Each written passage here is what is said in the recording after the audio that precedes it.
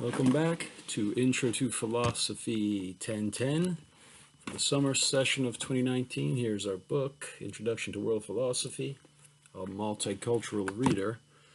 In this video, we're going over African philosophy of mind. So this is chapter 11, the final chapter for the first part of our class leading up to exam 1.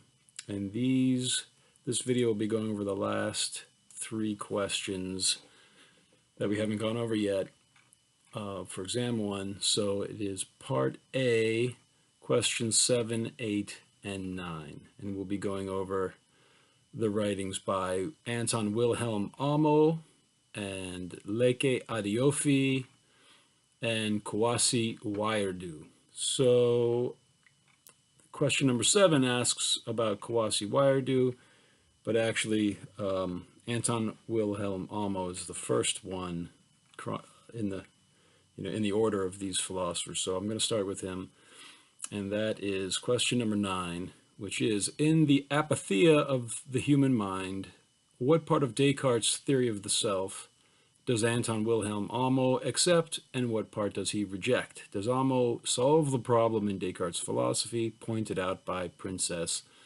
Elizabeth? So in a nutshell, what Amo says, he points out, so Amo was writing, well, he was born in 1703, he died in 1759. His biography is actually pretty interesting. Some missionaries from the Dutch West Indies Company met him in Ghana when he was 3 or 4 years old, and he was apparently some kind of a prodigy, so they convinced his parents to let them take him back to Europe, and he graduated from the University of Helmstedt, the first African ever to graduate from that university. And then he received his doctorate in 1730 for his dissertation, and then he criticized slavery, defended the rights of Africans in Europe. He went to medical school after that. In 1747, he returned to Ghana when someone visited him, a Swiss-Dutch doctor in 1753. He found him living like a hermit, and he had acquired the reputation of a soothsayer. And he died, they think, in 1759. So an interesting character, and he is criticizing Descartes' philosophy. So the question again is, what part of Descartes' theory of the self does Amo accept, and what part does he reject? So he accepts the idea that the mind is an immaterial substance not extended in space. And the second part of this question, does Amo solve the problem in Descartes' philosophy pointed out by Princess Elizabeth? So Princess Elizabeth wrote several letters to Descartes, and she said, well, if the self or the mind is an immaterial substance not extended in space, how does it contact the body? If you tell yourself, if your mind tells your body, raise your right arm, it goes up. And if you hold your hand over a flame, the pain goes to your consciousness. Where's this connecting point? That's the big issue. And it seems to me Amo does not solve that problem, although he kind of seems to solve it at one level, it just pushes it down to another level. So he agrees with Descartes that the mind is an immaterial substance with therefore no extension in space. But Descartes defines the mind as a thinking thing. But elsewhere in his meditations or in his correspondence, so he's quoting from various of Descartes' writings, and so in some of the writings, Descartes says the mind thinks and feels. It has sensation. You would think, oh, it feels hot. That's consciousness. So, but what Amo says is only a body can have sensation. So, therefore, if the self thinks and senses and feels, then the self must be both an immaterial substance and a material body. Descartes said, we are not the material body, we're only the mind, the thinking thing, we're not the physical form. So again, Amo says, well, yeah, but you define a thinking thing as something that thinks and has sensation. It thinks and it feels, and therefore, if the self has those two characteristics, it must be a mind and a body. But where do they connect? He doesn't give a satisfactory answer, in my opinion. On page 294, he says, note on the left-hand column, when man is considered logically, mind, operation of mind, idea, and immediate sensation must not be confused. So we have to define our terms carefully. Mind and its operation are immaterial. So there he agrees with Descartes. For as is the nature of a substance, so is the nature of the property of the substance. And yet the mind is immaterial, and yet that mind is immaterial has been shown in what we have already said, and therefore its property too is immaterial. Idea is a composite entity, for there is an idea when the mind makes present to itself a sensation pre-existing in the body, and thereby brings the feeling before the mind. Okay, so here's where they touch. He's saying idea is a composite entity. It's the mind having a representation of a feeling it had before presented to it. All right, fine. If an idea is a composite entity of thought and sensation, still, where do they meet within the idea? It's still two different types of substance, immaterial substance and a material substance. Where's the connecting point? It's a short excerpt that we have, so he might very well explain it elsewhere, but not, in my opinion, in this section. So let me just read a little bit of what he says. And a lot of his argument comes down to his definition of living. Something that lives, he says, must have sensations. And so let me just read from his work. On page 293, Anton Wilhelm Amo, from Apatheia of the Human Mind. He says, in the beginning, man has sensation of material objects, not as regards his mind, but as regards his organic and living body. These statements are here asserted and defended against Descartes and his expressed opinion in his correspondence, where the passage reads, for since there are two factors in the human soul on which depends the whole cognition which we can have concerning its nature, of which one is the part that thinks, and the other that which, united to the body, moves it and feels with it. All right, so that's what he's saying. That's not possible. There's not two factors in the human soul. The human soul, or the mind, which for Descartes are just various words for the same immaterial substance unextended in space. Descartes saying that the soul feels sensations and it causes the body to move, and it also has cognitions, the rational part of the mind. So Amo saying, no, only the body can have sensations. So therefore the self must be mind and body.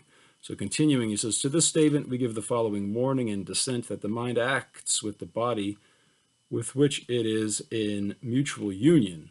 We concede, but that it suffers with the body we deny. All right, the mind doesn't feel pain, the body feels pain. The self feels pain because the self is made of mind and body. But again, where do they connect? I don't know. According to Descartes, he doesn't have a good answer. It doesn't seem Amo does either. So he's just pointing out how Descartes contradicts himself in various places. On the right-hand column, here's his main point. But he confuses the act of understanding with the business of feeling. It is the same as if he should have said, and the mind understands its body to have been affected. The human mind is not affected by sensible things. All right, so here's his definition of what a living thing is. So according to Amo, the mind is not alive. It's not a living thing. And that's a strange tactic he's taking here, to equate life with sensation. So then therefore the mind exists, but it's not alive. Here's how he explains it. All right, so after he says that an idea is a composite entity, this is page 294, the left-hand column. Idea is a composite entity, for there is an idea when the mind makes present to itself a sensation pre-existing in the body, and thereby brings the feeling before the mind. So thought and feeling are combined in idea.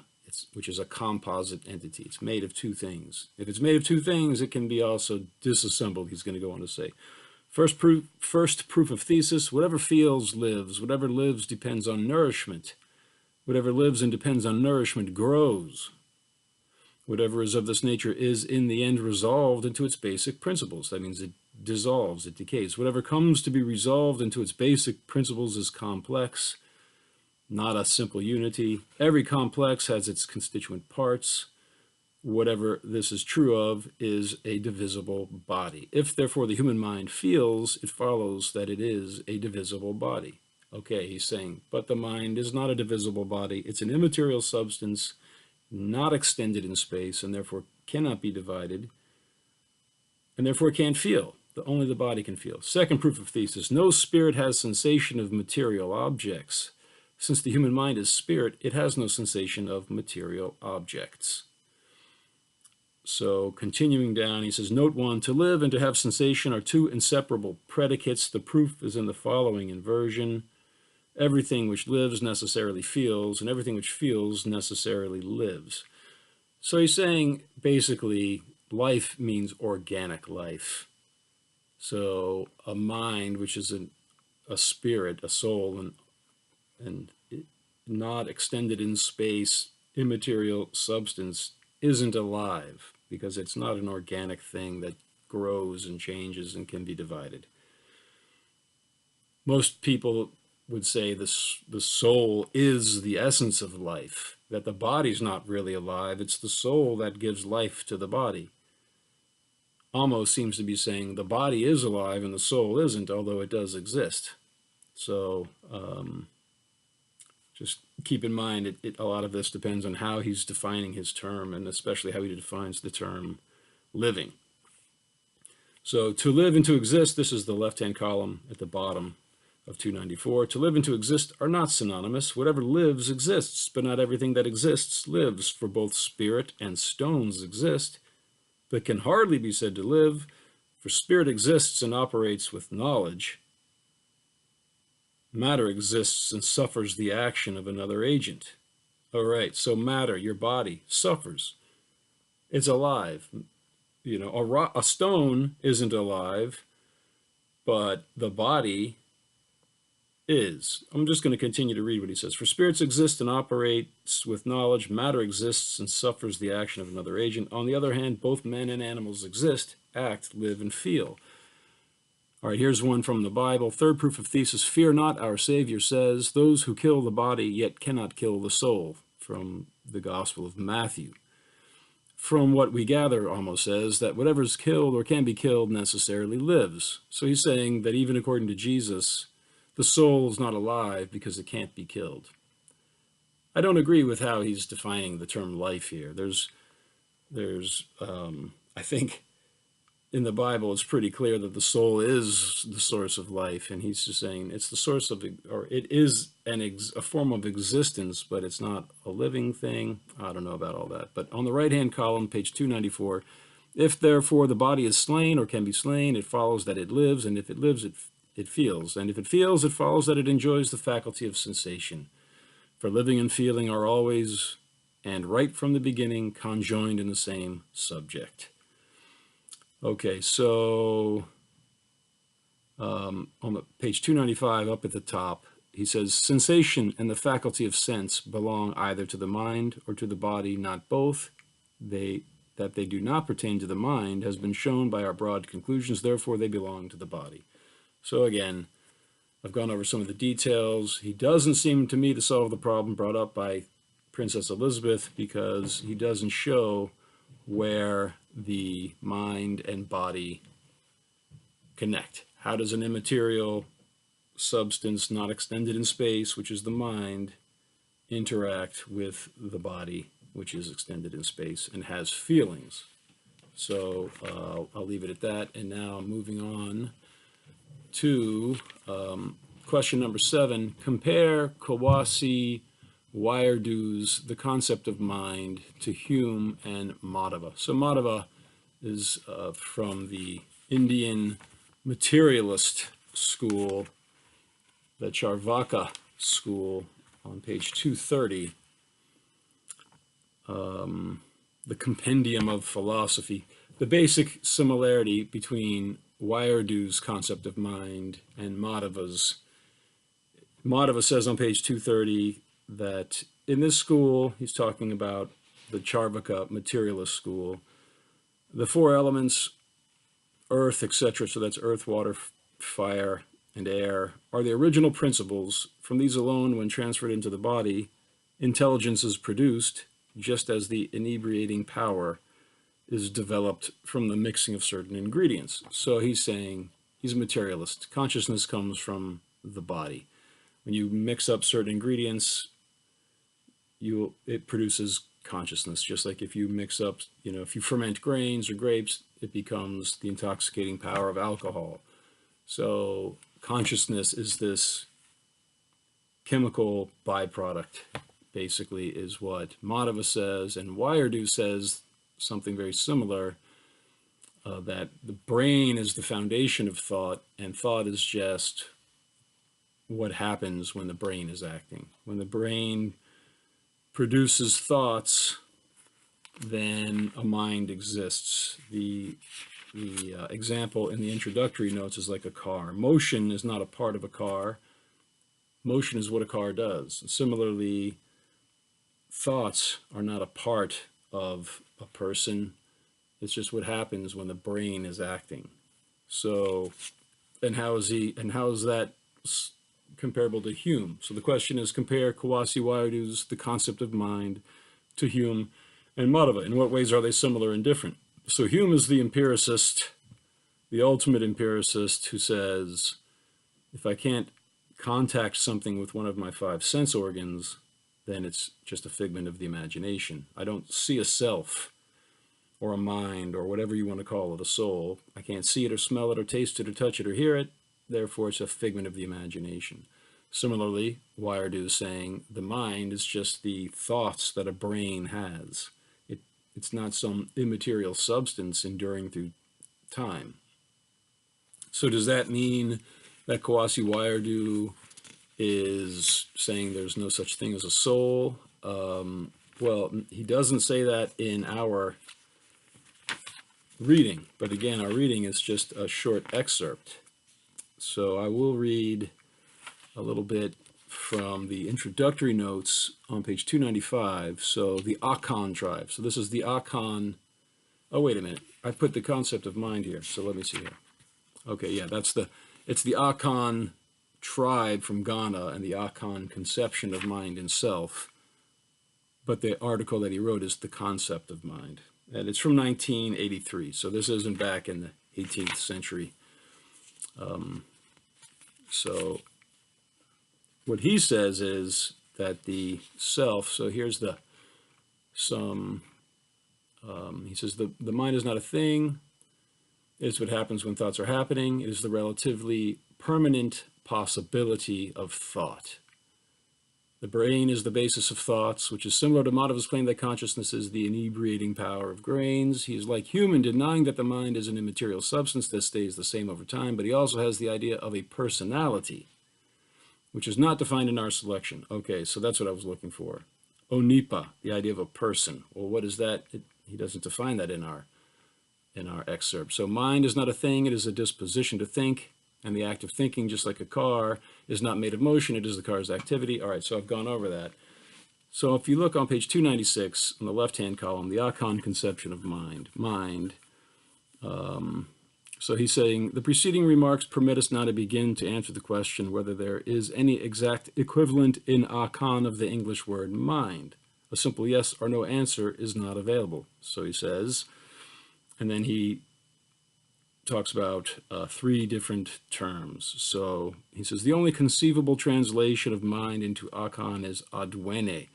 However, while the word mind, as we have seen, is susceptible of either a substance or a non-substance interpretation, adwene is susceptible of only a non-substance one. So again, mind is not an immaterial substance like it is for Descartes, and that's why Wiredu is similar to Hume, because Hume's totally rejecting that whole idea of an enduring immaterial substance. So I'm going to continue to read here. on page 296. He says the word adwene also translates the English word thought, and adwene is simply the noun form of the verb dwen, which means to think. In the English language, in which mind does not have the same sort of relationship with thought, it is natural, though not unavoidable, to think of mind as that which produces thought. In Akan, there is little temptation to think in this way. Okay, so minds don't produce thoughts. The mind is not the active being that produces thoughts. The mind is the act of thinking. It's like the car moving. It's the motion of the brain, as he's going to say. So that implies he's a materialist, but then he has this other idea of the person, which he doesn't define. So I'll just read it. It might be insisted that the Akans ought to have a conception of what it is that thinks. Okay, is there a soul? If there is thinking, it might be argued, there must be something that does the thinking. The Akan answer would be simple. What does the thinking is the person, Onipa. Okay, but what is a person? Then he'll go on, he'll say, our interlocutor is unlikely to be satisfied with this. He might argue the following consideration to try to show that the answer is inadequate. Although it is correct, so might go the reasoning. To say in the case of thinking, as in regard to any human activity, that it is the person who does what is done, it might still be necessary to indicate which part or aspect of a person is actually involved in the execution of a particular type of activity. Who's doing the thinking? That's the question. And seems to me he's saying, yeah, you can't really answer it. Thus it is true that walking is done by a person, but it is appropriate to note that a person walks with his legs rather than, say, his tongue. So the question remains open as to the part or aspect of a person that is most directly involved in the thinking process. All right, the next paragraph. As regards the first point, it should be noted that what it shows is only that some part or aspect of a person may be the instrument of thought. It does not show that any such part could appropriately be called the agent of thought. As to the instrument or mechanism of thought, it is clear from the speech of the Akans that they believe it is the brain. So the brain is the instrument of thought. And mind is what happens when the brain is having thoughts. But who's the agent of thought? The person. But how do you define a person? It doesn't seem clear to me. The person seems to be some kind of a combination of the brain. If you look back on page 295, sometimes in the introductory notes, they give information that isn't included in the actual readings. So I'll just read a little bit here. He says, what is mind? This is according to Wiredu. He observes that, so Wiredu is commenting on Amo, who we haven't gone over yet, but at any rate, what is the mind? He observes that Amo's insistence that sensation is a physical rather than a mental phenomenon has parallel in the Akan language, which treats mind, adwene, as intellectual, as a faculty of thinking rather than sensing or feeling. In Western thought, identity theorists hold that the mind and brain are identical. For the Akan, such an identification is impossible. The mind is a permanent possibility of thought, which is not an object at all. The mind consists of thoughts, but it is not simply a bundle of thoughts. It is a certain kind of capacity, a capacity to have thoughts. For the Akan, the brain is the basis of the mind. It is by having a brain that I have the capacity for thought. A person consists of body, life, force, and personality. Okay, again, what is personality? The mind is not a constituent of a person for the simple reason that it is not a thing. The mind is not a component of a person for the same reason that moving is not a part of a car. Since the mind is not a thing, the question of how it can relate to a material thing, the body, does not arise. Fine, but I'll tell you what does arise. What is the person? Is the person a thing? And there's no answer here, so sure, there's no problem in how does the mind interact with the brain when you just say that the thoughts are the byproduct of a mind. They're not spiritual things. It's like the inebriating power of grains.